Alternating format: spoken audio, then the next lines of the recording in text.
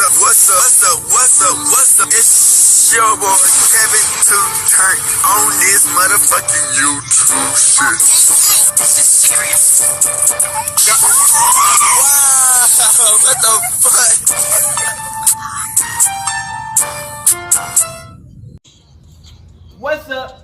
fuck?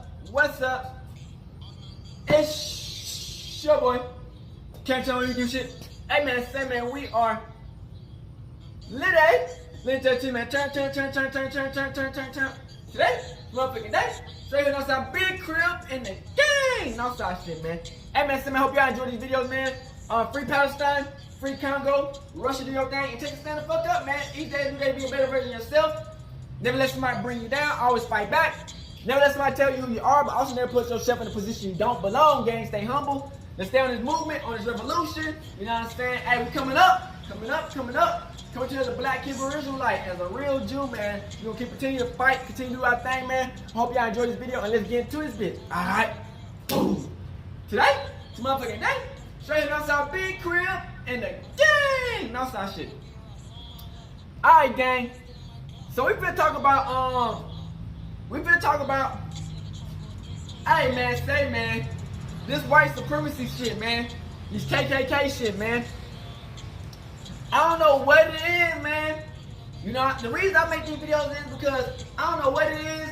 You know what I'm saying? We be having these cool niggas and these hating ass white people who try to make these white people look like fucking butterflies. They make them try to look like they fucking flowers and shit that they don't do no wrong. All they do is eat and they help their family out and act like they don't do nothing wrong. Like they don't hurt nobody. But that's wrong. All they do is steal people's identities, steal people's culture. All they do is pillage, take people down. All they do is be in wars. And we finna show y'all what they really do, man. So we finna get this video, man. Make sure y'all share this video out, like it up, comment, so you know what I'm saying, we get it into the algorithm. And yeah, man, we finna just keep it real, cause a lot of these niggas not keeping it real around this bitch. So we finna go and talk about, cause it's like a lot of black people, like they're trying to take black people out, but then it's like these white people, they main ones who be fucking motherfuckers over. They too damn scary to say anything or do anything, but they ready to come take a black man out. It's goofy, they look like goofy coons, but you know what I'm saying, it's how it be, man, you know. It is what it is, man. But like I said in this video, a lot of these white people are not bad. A lot of them are, but some of them not. But it's more a lot of them than some are not. You know what I'm saying? So we know we just gotta be smart. You know what I'm saying? Cause hey, you never know.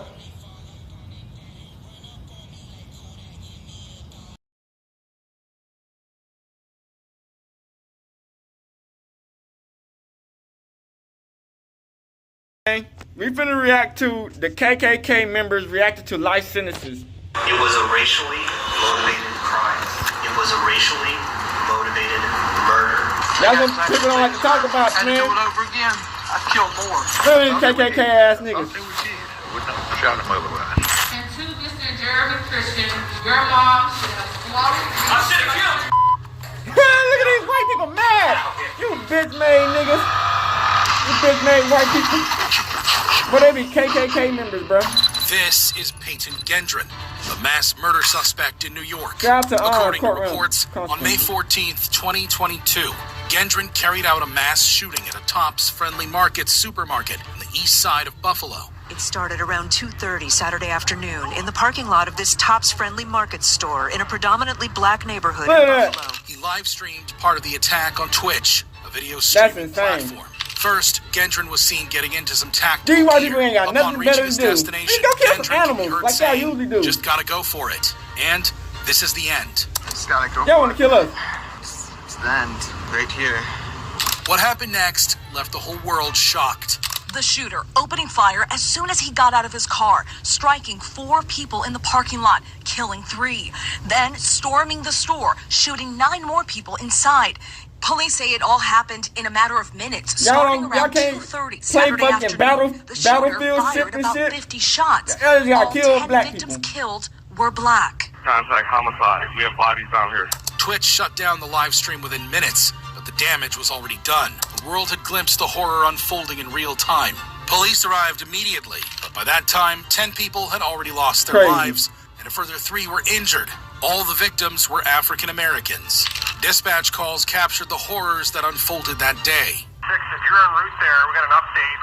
Possible active shooter at the top.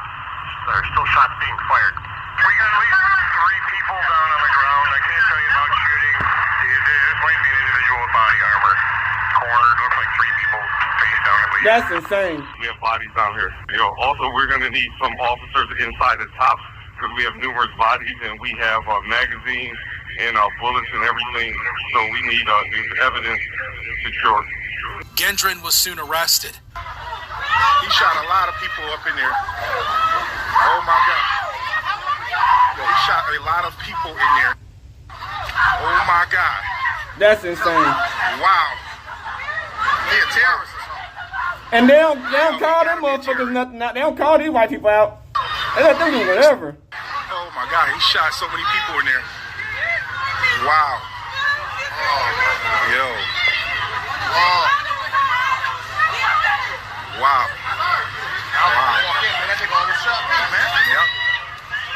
They didn't shoot him. They didn't kill him. They let him make it. But it's a black dude with a gun. They shoot a nigga with a gun.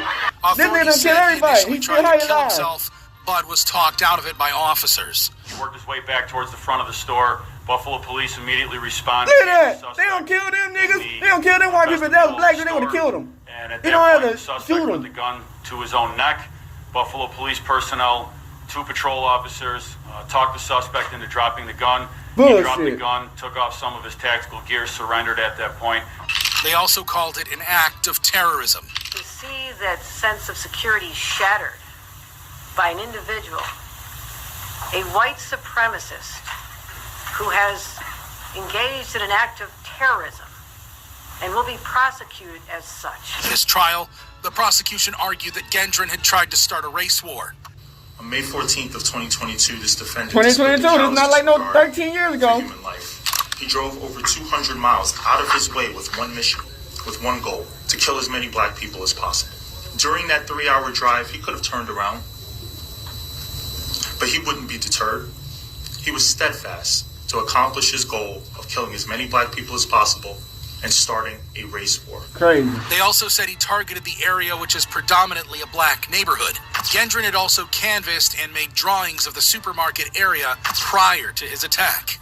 2 days before the attack, Gendron also posted online a 180-page manifesto that described his motives and showed his support for white supremacism. The assault rifle Gendron used to carry out the attack was also littered with racist words But they can't and shoot names of fucking Trump. individuals who Man, had come on, previously carried out similar attacks. Eventually, Gendron pleaded guilty to all charges related to murder, domestic terrorism, and hate crimes. At his sentencing, emotionally charged family members of the victims directly addressed their loved one's killer. What's your... You will be shut away from the world. You will not enjoy family events.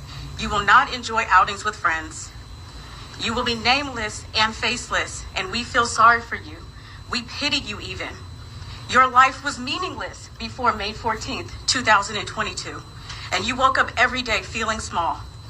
And trust me and believe, these dudes can't stop me, really. I'm the littlest thing in here and very agile, but I don't want to hurt you. However, one family member tried to take matters into his own hands. You don't like black people. Man, you don't know a damn thing about black people. We're human. We like our kids to go to good schools. We love our kids. We never go in no neighborhood and take people out. That nigga did the dash on him. He charged at Gendron, but was quickly detained and escorted out of the courtroom. I wish they had that same fucking type of action towards this white dude killing people.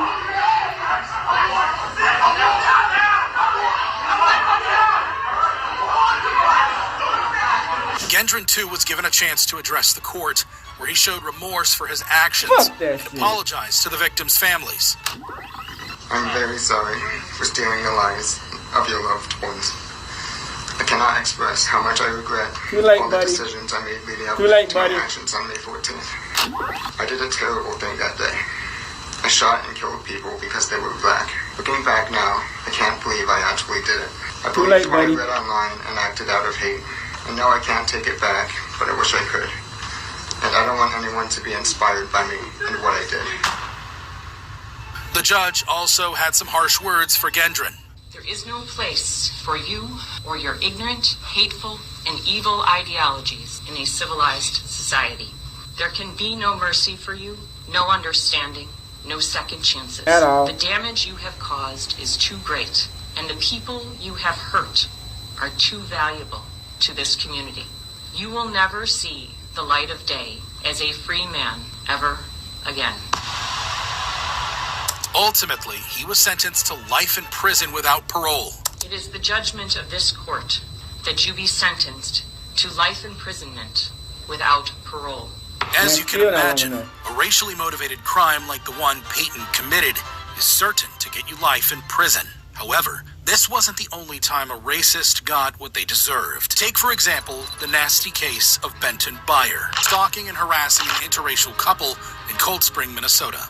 According to reports, Byer crashed a stolen SUV into the family home of Andrea and Philippe Robinson.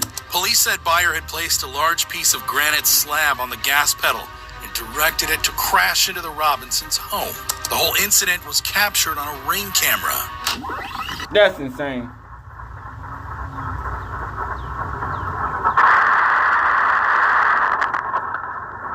Inside the truck, a teddy bear hung from a noose, symbolizing the racist intent behind the attack. The event left the Robinsons in shock. I'm still in shock. I can't believe this every day. So somebody jumped me off a car. Shit, fuck it. It's a bad dream. How do I supposed to feel crazy safe? ass shit, though. I mean, my wife, my children don't want to stay here, and I understand. However, this was not their first encounter with Byer.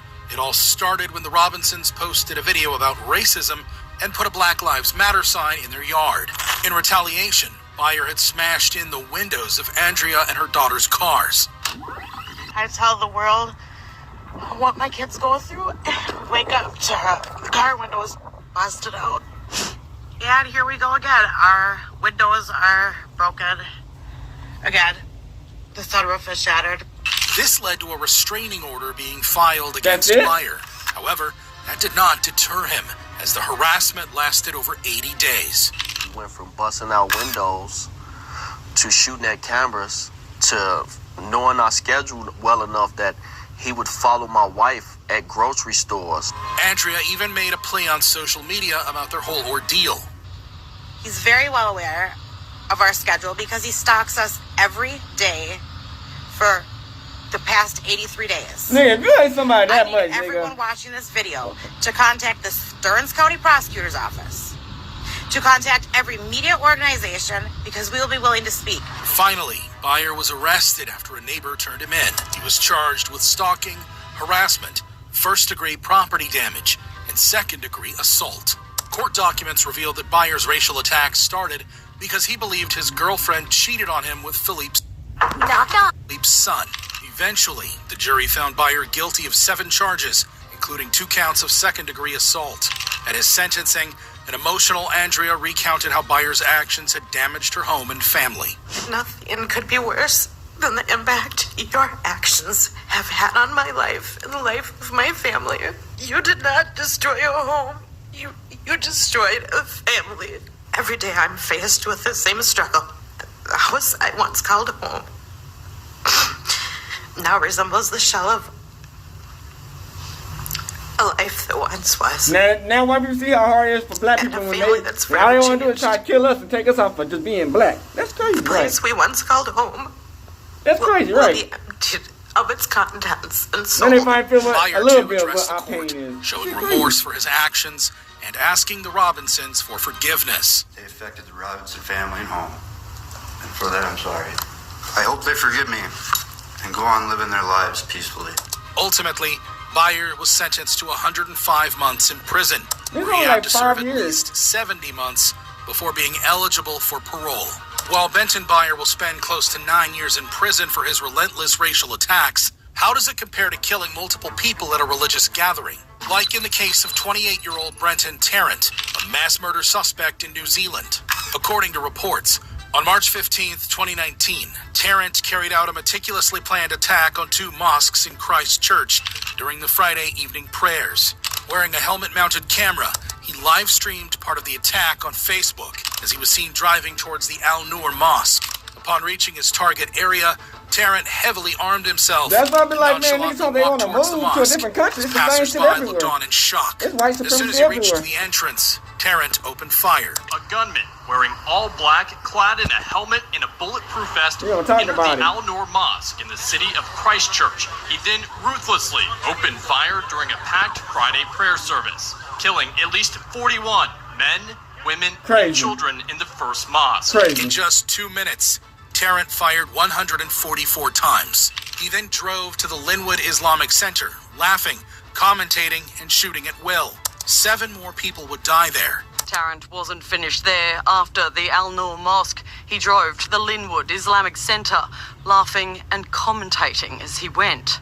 7 more people would die there. Tarrant was planning to go on to another mosque when his car was rammed by police and he was arrested.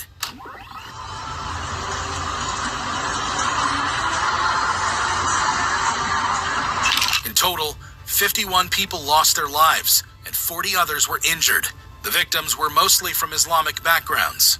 At his trial, the prosecution argued that Tarrant's goal was to wipe out non-European immigrants. He intended to instill fear into those he described as invaders, including the Muslim population, or more generally, non-European immigrants. Eventually, Tarrant pleaded guilty to all charges of murder, attempted murder, and terrorism. To each of these charges, charge 1 to 51, how do you plead, guilty or not guilty? Yes, guilty. At his sentencing, emotionally charged family members of the victims directly addressed their loved one's killer.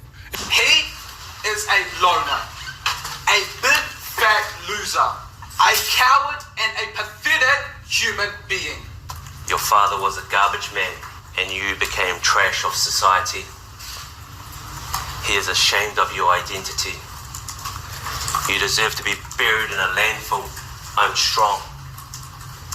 And you made me even stronger.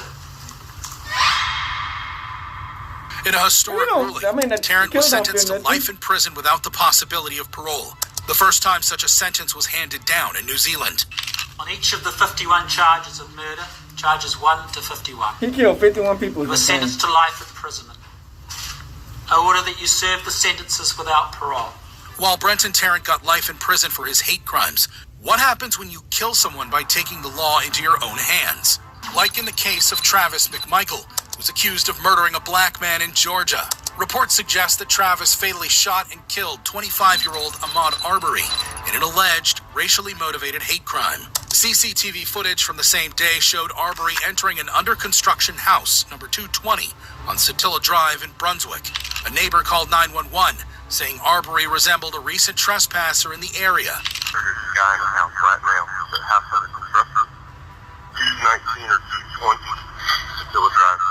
He's been caught on the camera a bunch before at night. It's kind of an ongoing thing out here. Black guy, white t-shirt. On multiple occasions before, several trespassers were caught trespassing at 220 Satilla. Hence, neighbors were aware and the community was on alert. Minutes after entering the property, Arbery was seen dashing out. He's running right now. There he goes right now. Okay, what is he doing? Running down the street. Neighbors Travis and his father Gregory McMichael from 230 Satilla were then seen grabbing their guns and getting into a truck to pursue Arbery. Another neighbor, William Bryan, also joined the pursuit. Police soon received a 911 call from Gregory, saying they were chasing a black male, but the call got disconnected after a commotion. 911, what's the emergency? I'm out here at Satilla Shores. There's a black male running down the street. Satilla, where at Satilla Shores? I don't know what street we're on. Stop right there! Stop! Grab it! Sir, hello, sir. Sir, where you at? If you've been getting scam texts... Hello? When police arrived at the scene, Arbery was seen lying in a pool of blood, while Gregory tried to comfort his son, Travis. 136, go ahead and start us away, please. All 3 suspects gave statements to the police. Gregory said they were trying to make a citizen's arrest of Arbery. What? We see him come around the corner. He's going down here. We pull up beside him. Hey, stop, we want to talk to you. And he just keeps on running. You can't make no citizen arrest, bitch. You know, I mean, he's like, fuck y'all think y'all are? And he turns and he runs. Travis gets out with the shotgun and runs up there. And, you know, I said, Travis, don't shoot. Don't do anything. Then Brian said he helped block Arbery from getting away multiple times. I pulled out of my driveway, was going to try to block him. But he was going all around it, and I made what right do y'all have to make a citizen arrest? And he didn't stop. And finally, Travis, who had pulled the trigger, said he shot Arbery in self-defense. What? That was outside. And then trying to run away. What the fuck is self-defense? Saw who running by? Him. Okay. So we run out to stop him to talk to him. He took off running. Stopped. He come out of the truck running at us. I told him stop till he hit me. I had nothing to do. Yeah, 'cause y'all chasing him. There's nothing else I can do. No arrests were made for days until a leaked video surfaced online. It was a cell phone video made by Brian around the same time Gregory had called 911. What followed next was utter chaos. In the video, Arbery is seen fleeing from his pursuers, but Travis and Gregory's truck intercepted him. And these cops don't do nothing, man. A scuffle followed, That's some which bullshit. ended up with Arbery getting shot by Travis and slumping to the ground. Both Travis and Gregory were arrested for the murder of Ahmaud Arbery. Brian, too, was arrested soon after. All three were charged with felony murder, aggravated assault, and false imprisonment. In court, Travis testified that his initial intention was to monitor Arbery's movements. Wasn't it your intention to go around the block and cut him off and find him over on the other side? To head him off and to see where he's located. That was my intention, yes, ma'am. All right. But you could have stopped right there and not done anything, right? Yes, but then immediately after is when I saw his interaction with the black truck and realized that there is something to my suspicions here, and I would like to see where he is at when the cops come, which I assume that the police were on the way, that I would be able to tell them where he's at if they haven't located him at that point. Yeah, I killed him. He then claimed that Arbery got into a scuffle with him, struck him, and tried to take away his shotgun. You fucking chasing me with a shotgun, nigga. What are we talking about? Panel on the right-hand side, and he turns and is on me, and is on me. I mean, in a flash. I mean, immediately on me. On you doing what?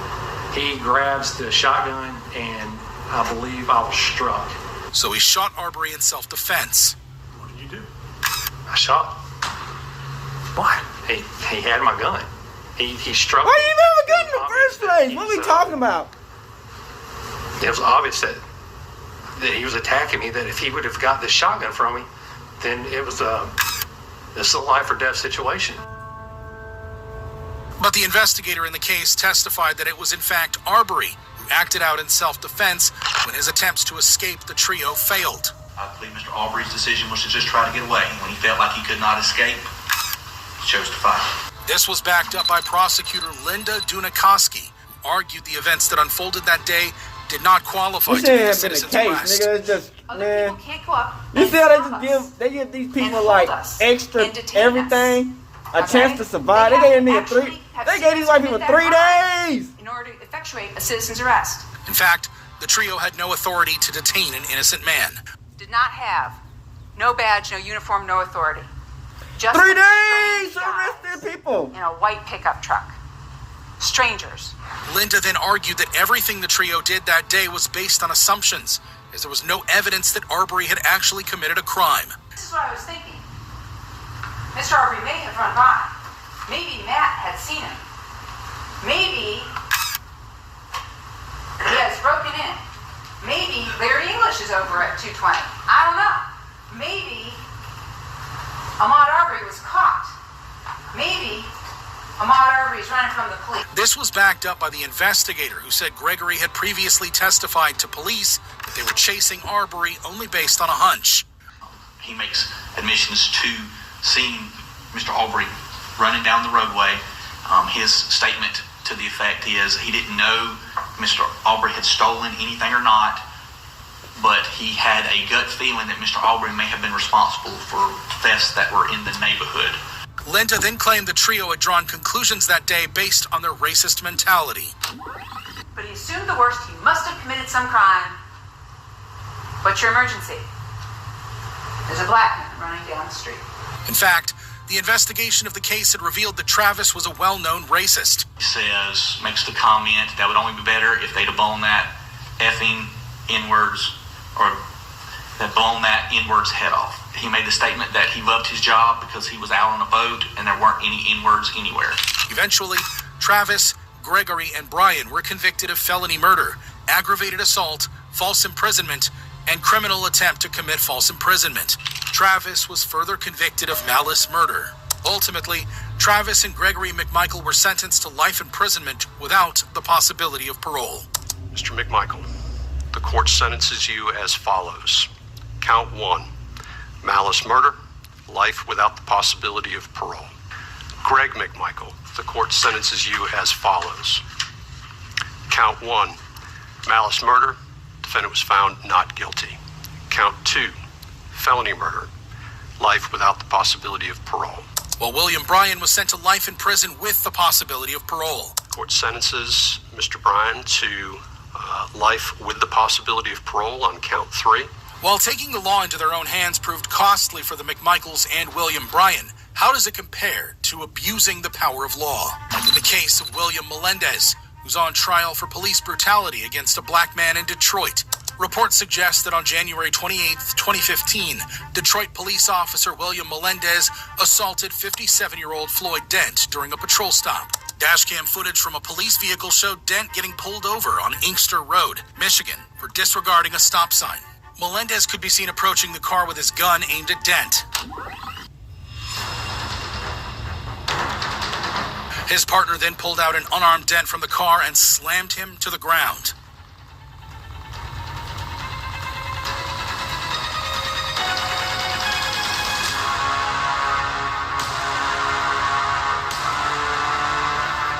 Look at this, bruh. Then Dent, we have who nothing. already surrendered, was shockingly put in a chokehold by Melendez. His partner held him down.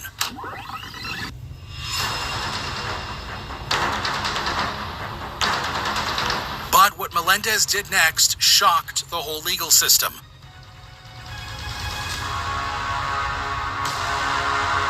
In a shocking act of brutality, Melendez started to unleash a barrage of punches to Dent's head. In total, Melendez punched Dent 16 times before choking him unconscious. Backup arrived and almost half a dozen police officers tried to handcuff a helpless Dent, whom Melendez had kept in a chokehold all this while. Finally, a bloodied and battered Dent was restrained and taken away, while officers started to search his car.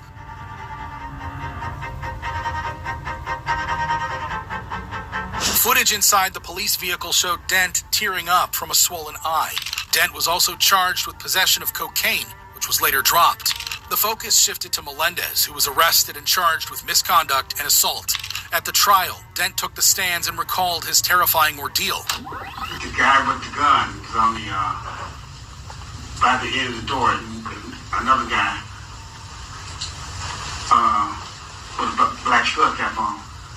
They came to the car, and the guy with the gun told me, "Get out the car, or I'll blow your." Say what he said. He said, "Get out the car, I'll blow your head off." He also identified Melendez as the officer who attacked him. Do you have a memory of that officer? Who he had, what he looked like? Yes. Would you recognize him if you saw him again? Yes. Point to him and describe him. Judge, we will stipulate to identification. There's no doubt who was out there that night. I was right there.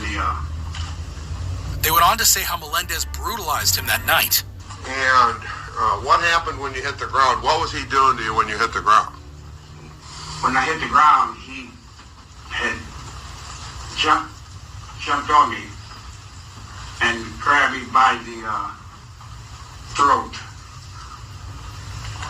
And you just go ahead. I'm sorry. And he started choking me.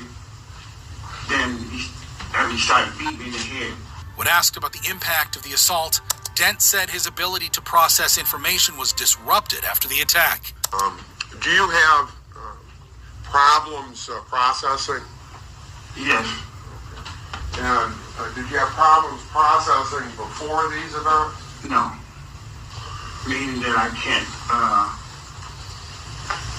remember things. It takes me a while to catch up to think about what someone telling me or asking me. Eventually, Melendez was found guilty of all charges. How does the jury find the defendant, William Gale Melendez, as to count 2, assault with intent to do great bodily harm less than murder, complainant Floyd Dent? Guilty. As to count 3, that nigga thought he was playing whack-a-mole. At his sentencing, Melendez took the stand and apologized to Dent and his family. To Mr. Dent and his family, I am truly Why sorry. would they accept that apology though? Like, that's crazy. If this has caused undue hardships in your personal life, and if you have any animosity towards law enforcement, that was not my intention. But the judge was having none of it, saying Melendez abused his authority as a police officer. You utilized your dirty, hairy tactics and used excessive force to arrest him. You betrayed your city. You caused your lovely wife heartache. And you caused Mr. Dent severe anguish. Ultimately, Melendez was sentenced to 13 months to 10 years in prison for the assault on Floyd Dent. I'm going to commit you to the Michigan Department of Corrections as to count 1 for no less than 13 months, no more than Now I have time. 10 years. While William Melendez used excessive police power to assault a black man, That's crazy. how does it compare to going on a stabbing spree on a train? Like in the case of Jeremy Christian, who's on trial for murder and hate crime charges in Oregon. Reports suggest that on May 25th, 2017, Christian went on a hate-filled rant against Muslims, African Americans, and other groups on board the MAX train in Portland. So if we got a Christian or Muslim bus driver, I'll stab you too. When Demetria Hester, a black woman, protested, Christian followed her off the train and assaulted her. He's looking at me and telling me I'm about to get it now. What do you do? Walking. What's about to happen here? He throws the bottle to my eye. CCTV footage caught Christian throwing a bottle full of water at Hester, injuring her eye.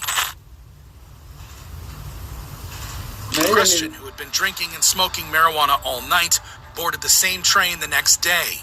This time, 2 black teenagers in hijabs were the target of his racist slur, 16-year-old Destiny Mangum and 17-year-old Walia Muhammad. You gotta pick on them females, huh? When other passengers intervened, Christian turned his aggression toward them. A bystander captured the whole incident.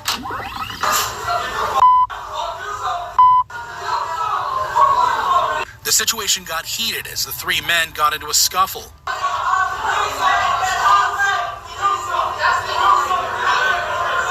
This is when things went horribly wrong.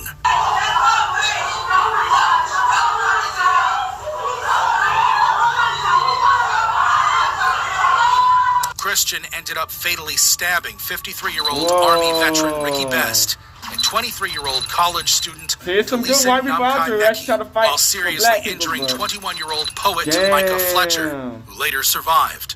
Christian then stormed off the train, brandishing his bloody knife.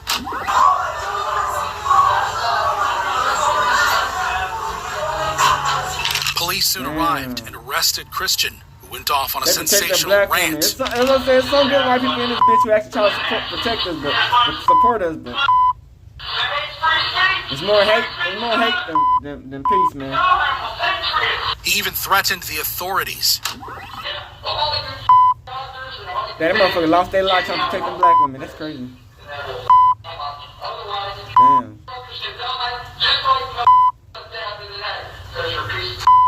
Finally, a mask was put over Christian's head, and he was taken to prison.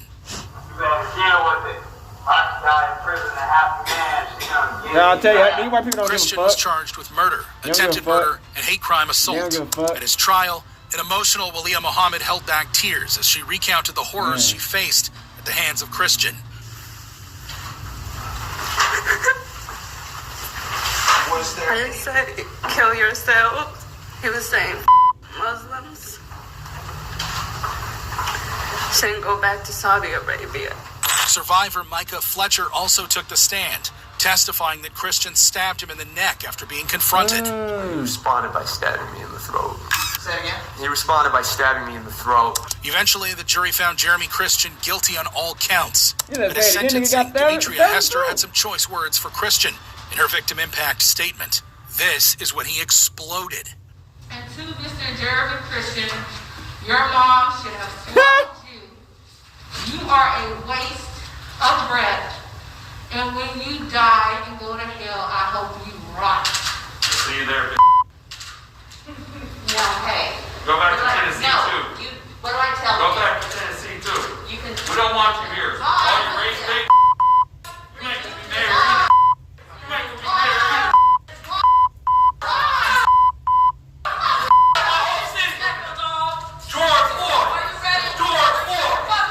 As he was being taken out of the courtroom, Christian threatened to kill the victim. I should have killed you. See, they don't give a fuck about going to prison, man. If it's a black man, they kill us. White man, they get him straight to prison. They don't give no fuck. Ultimately, Christian was sentenced to 2 life terms without the possibility of parole. But who gives a fuck? He don't give a fuck about going to prison? Protesting against him. He don't What care. happens when you racially abuse a child celebrating his birthday? Yeah, we see you too, baby. We see you But too, then why baby. every minute is murder. Stop that truck. That's a threat. Like in the case of Kayla Norton and Jose Torres, who were facing charges for racially abusing a group of African Americans in Georgia. Reports suggest that on July 2015, Norton and Torres, who were part of a group called Respect the Flag, were driving around Douglas County with dozens of other members, displaying the Confederate battle flag on their pickup trucks. Their convoy stopped near a residence and disrupted the birthday party of an 8-year-old black child. This is a child's birthday party. Armed with guns and knives, the group allegedly hurled racial slurs and threatened to kill the guests. Look at this shit. We'll see y'all again. We'll see y'all again. We're gonna see y'all again. At one point, Torres had even pointed a shotgun at the crowd and threatened to shoot. Alright. That's what we'll do. That's what we'll do. He the one had to go. He the one had to go. That's a threat. That is a threat. That is a threat. The terrorized family called 911. 911. Hey, we were having a party. They called 911. The bitch is already up to it. That's crazy. Flags and stuff. They holding shotguns on us and stuff. Please send 911. They got knives and guns. They got knives and guns. Yes. She said knives and guns. Clearly in distress, the woman pleaded with the operator to send help. What's your name, honey? Please send somebody. Please send somebody before somebody gets shot. Okay, what's your cell phone number? You gotta send somebody now before somebody gets shot. Police arrived soon and formed a shield around the guests while the group eventually started leaving. Oh, damn. Oh, okay, I get it. Damn. That's after this. Oh, yeah. You too. Bye. Have a good day. Bye. Have a good day. Oh, the police showed up after they called. Damn. Imagine what they were doing when they didn't. Damn, Even the crazy. presence of the police did not seem to deter the offenders. Bye. Have a good day. Yeah, we see you too, baby. We see you too, baby. See, that's a threat. That's a threat. Stop that truck. That's a threat. That's a threat. Stop that truck. That's a threat. That's a threat. Over a birthday party? That's a threat. Eventually, Kayla Norton and Jose Torres were arrested, found this is guilty of making terroristic threats and violating Georgia's Street Gang Terrorism and Prevention Act. Torres was additionally convicted of aggravated assault. At their sentencing, an emotional Norton showed remorse for her actions and apologized to the family. No, that fucking apology? Man, this is some BS. Like, what is going on, bro? That's not me. That's not him. What? I would never walk up to you and say those words to you. What are they doing? What is this? Then, in a completely unexpected turn of events, the victim directly addressed the duo and forgave them. I forgive you. I forgive all of you. I'll try to make you I forgive you. Ultimately, Norton was sentenced to 6 years in prison with 9 years of probation, while Torres, Man, who ain't received 13 years in prison and 7 years of probation. Additionally, they were both banished from Douglas County. While Kayla Norton and Jose Torres got lengthy prison sentences for their racist actions, how does it compare to hailing Hitler in court? Like in the case of 73-year-old Frazier Glenn Cross, a white supremacist accused of murdering 3 people in Kansas. I thought they were Jews. I wouldn't have shot them otherwise. According to reports, on April 13th, 2014, Cross fatally shot 69-year-old William Corcoran and his 14-year-old grandson, Reet Underwood, at the Jewish Community Center in Overland Park. Why don't like crime? Say on Sunday, April 13th, Cross went to the Jewish Community Center and opened fire in the parking lot. 69-year-old William Corcoran was there with his grandson, Reet. Both were killed. A few blocks away, a former member of the Ku Klux Klan gunned down 53-year-old Terry Lamano outside the Village Shalom Retirement Center. A few blocks away, Terry Lamano was gunned down outside the Village Shalom Retirement Center. Police showed up quickly and took Cross into custody. One of the officers caught the whole thing on his body cam. One of them captured this dash cam video. Take a look. It shows Frazier Glenn Cross being arrested by Overland Park police. You can see he's surrounded by several officers. They said Cross asked for a celebratory whiskey after the shootings. That's crazy. He was even heard screaming Nazi slogans out of the back of the police car. Cross fired his lawyers and represented himself in court. This led to a trial full of disruptions and outbursts. I spent 20 years in the Army. 2 tours in Vietnam. Let me tell you, stop. I earned the right of speech. Stop. Freedom of speech. Stop. At his pretrial hearing, Cross exploded at the judge before being thrown out of the courtroom. You got you sitting in them judgment. You are don't take a break.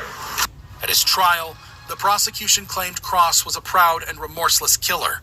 To decide the fate of a man whom the evidence shows to be a proud and remorseless killer who regrets only that he did not kill more people. He also argued that Cross was a known racist, as some of his interviews back in 2006 suggested. The only thing I ain't figured out is whether to hate all you Jews or just the Zionists. And when the prosecution questioned him about his motives, Cross lost his cool again. So really, this is about you being infamous is why you did it. Nah. Are you kidding? Are you kidding me? He was adamant that his crimes were racially motivated. Do you recall saying that the Jews will remember my name? Oh, yes. Yes, indeed. Cross argued that his intent was not criminal, but patriotic. The state must prove my criminal intent. I submit that I had no criminal intent. I had a patriotic intent to stop the genocide against my people. He believed his victims were Jews. Instead, they turned out to be Christians. I do apologize for those who died. That's tough. And I thought they were Jews. I wouldn't have shot them otherwise. Throughout his trial, Cross showed a lack of remorse, saying he felt free after the killings. The first time in 48 years, I felt free.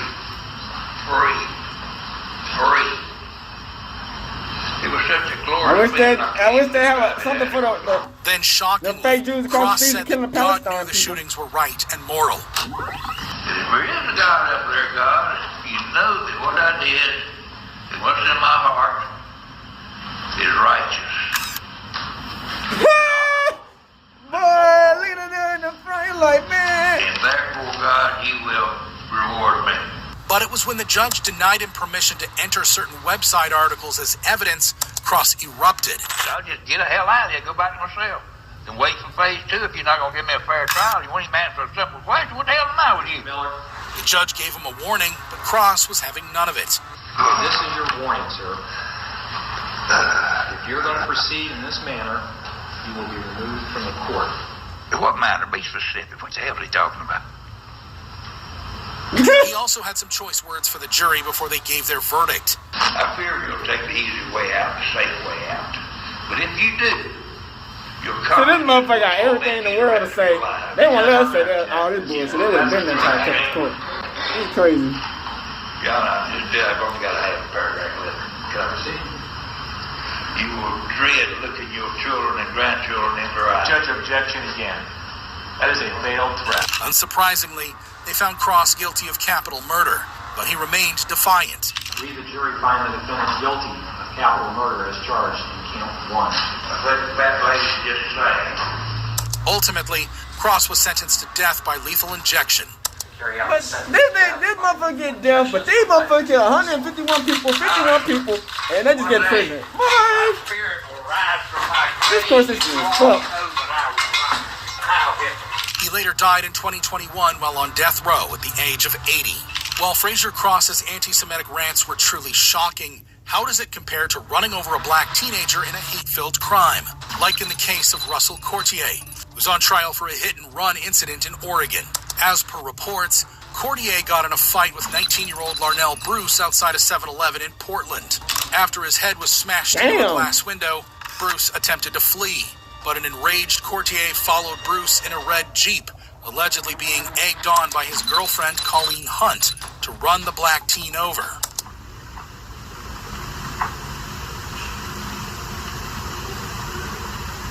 These people are crazy. CCTV footage caught Courtier missing Bruce by a whisker in his first attempt.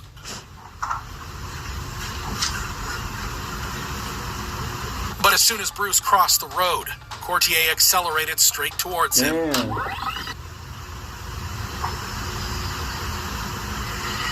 hit him as he tried to escape towards the sidewalk. Bruce was severely injured. He died a few days later at the hospital. Both Courtier and his girlfriend Colleen were charged with murder. Shortly after the trial began, Colleen pleaded guilty to a lesser charge of manslaughter and was sentenced to 10 years in prison. Prosecutors argued that race was a motivating factor in the attack, since Courtier was previously a member of the white supremacist group European Kindred. It was a racially motivated crime because it was for European Kindred. It was a racially motivated murder. They also said that this was a cold-blooded murder.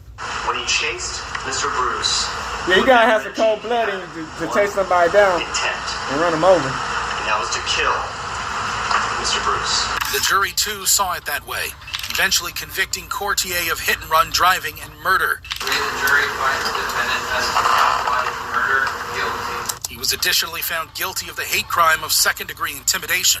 The jury finds the defendant as count 3 intimidation and second-degree guilty. At his sentencing, Bruce's father addressed his son's killer. You didn't just ruin my life, but you ruined your own. You have a son, and now he has to live the rest of his life without his father. And hopefully he doesn't make and think the same way that you do.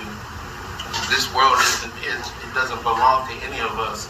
We're just here visiting, and everyone has a right to be here. Ultimately, Courtier was sentenced to life in prison, with a minimum of 28 years served before being eligible for parole. While Russell Courtier will spend a significant part of his life in prison for his rage-fueled racial attack, how does it compare to threatening a kid with racial slurs? Like the case of Michael Amatullo, who's facing hate crime charges in Oregon. As per reports, 60-year-old Amatullo allegedly hurled racial slurs at a 7-year-old African-American child in their apartment complex in Portland.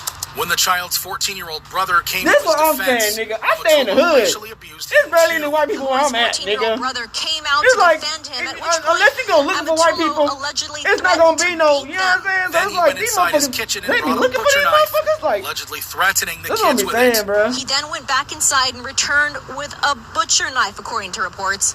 Police say Amatullo pointed the knife at the boys from about 6 or 7 feet away. He's 7 years this prompted them to run and hide under a nearby stairwell, where the teen called the authorities.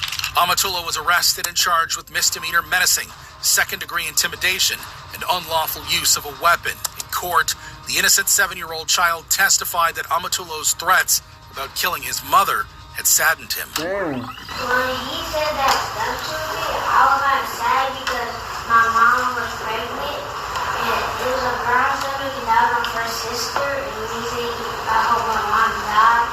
I didn't like that. Then it was Judge Christopher Ramra's turn to school Amatullo. When he spoke today, he didn't say anything about the N-word. He just talked about sort of how things make him feel sad because he's a child.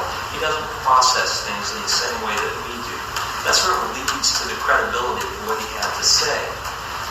The The normal reaction, if a 7-year-old is looking at an adult, is to smile at them, is to maybe talk to them.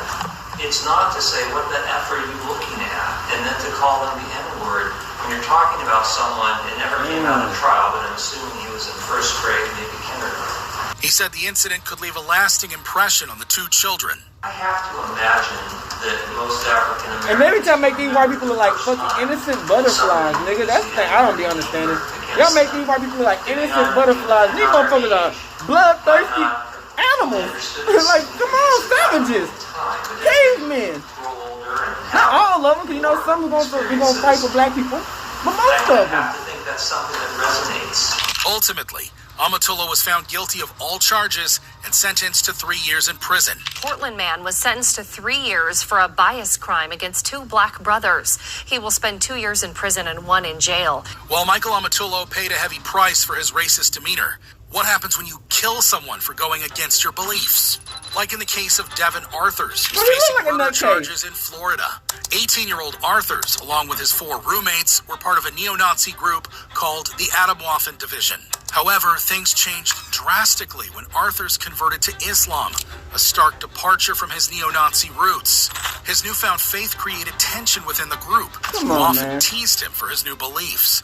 When things reached a boiling point on May 19th, 2017, Arthurs fatally shot 2 of his roommates, 22-year-old Jeremy Himmelman and 18-year-old Andrew Honestchuk at their apartment in Tampa. He claims he shot 2 of his roommates because they ridiculed him for converting to Islam. When police arrived at the scene, they discovered a chilling cache Yeah, I of know, I'm a evidence. Hebrew Israelite. They found explosive mess with none of materials, weapons, and other bomb-making substances. The Nazis didn't know they was trying to help the black people, side, you know? I don't know, bro. This shit about the retarded. sinister plans of his roommates. Yeah, nothing's been constructed yet, but this is clearly stuff that is lined up for the explosives there. That's the purpose of those items? Yeah, absolutely. So that's the entire purpose of it. You guys don't build model rockets and go out in the back and shoot them off into the, or fireworks for 4th of July coming out. Nothing like that. None of that. It's all literally there specifically to kill people. Arthur said he acted out of a belief that his roommates' planned bombings would lead to the Fourth Reich. What was their purpose for doing that? Because they want to build the Fourth Reich. They're delusional. Okay. He also spoke about his mental health issues. I'm very prone to getting angry a lot. I'm very to the point where I think that I might be kind of sick in that sense. And I want to get help for that. It seems Arthur's mental health worsened in prison because what he did in his court appearance shocked everyone. As they saw Arthur seemingly choking himself to the point of unconsciousness. Devin Arthur's appearance in court was anything but ordinary. Everyone in the courtroom, including the judge, got a first-hand look at Arthur's appearing to choke himself to the point of unconsciousness. It's the type of involuntary reflex. A doctor who evaluated Arthur's took the stand to explain his odd behavior. He squeezes and lets his head fall into his hands to compress his blood vessels until he begins to lose consciousness. The case seemed to be heading towards a mistrial.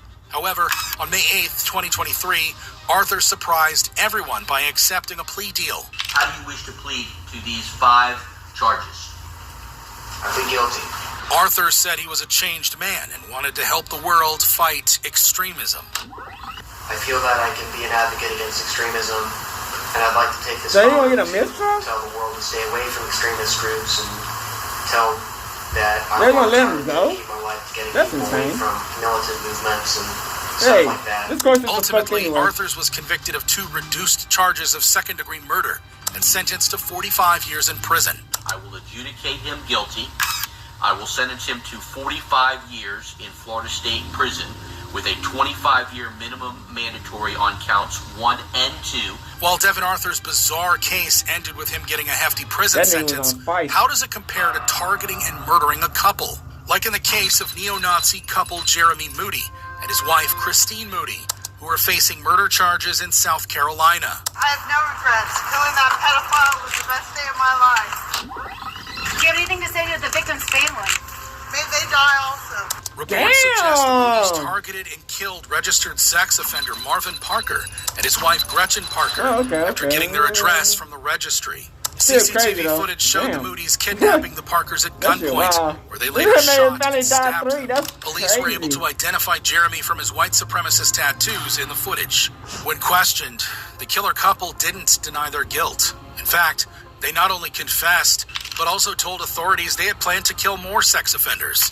The Moody's pleaded guilty to murder, kidnapping, and burglary, and appeared in court all smiles, ready to ask the judge for mercy, as well as the minimum sentence of 30 years in prison.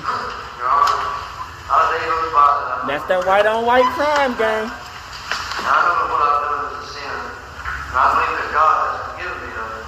Please have mercy on Christine and I so we can still have a chance to grow old together as husband and wife. Then it was Christine's chance to plead for forgiveness. The Bible clearly states thou shalt not kill. I'm sorry I broke that commandment, but I truly believe God has forgiven Jeremy and I. I hope you will too. Your Honor, please see it fit that Jeremy and I are sentenced to the same sentence of 30 years, never kissing my husband or feeling his touch again. Well, y'all might be dead by the time it's 30 years. You look old as fuck right now. While the Moody's initially were remorseful for their actions, they showed their true colors once the judge handed down the sentence. They had no way to defend themselves or anything else. And I tell you that I believe that if these two were to get out of jail, I would be concerned that they would do exactly the same. Any question. I think it's just a case that justice is very enough and demands a life sentence. This is how they responded.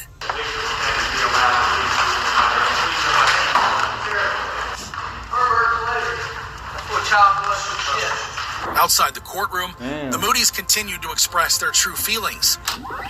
Child molesters do not deserve to live. They got exactly what they deserve. Had to do it over again, I'd kill more. Damn! I would have done it again if given the opportunity.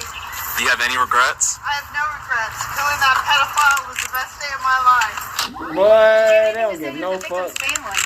May they die also. Damn! Ultimately, they received consecutive life sentences with no chance of parole. While Jeremy and Christine Moody's remorseless killings shocked the community, how does it compare to terrorizing a whole nation? Like in the case of Anders Breivik, who's on trial for mass murder and terrorism in Norway.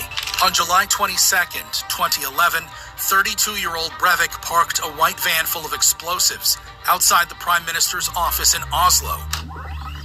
Boy, these motherfucking white people be creative as fuck.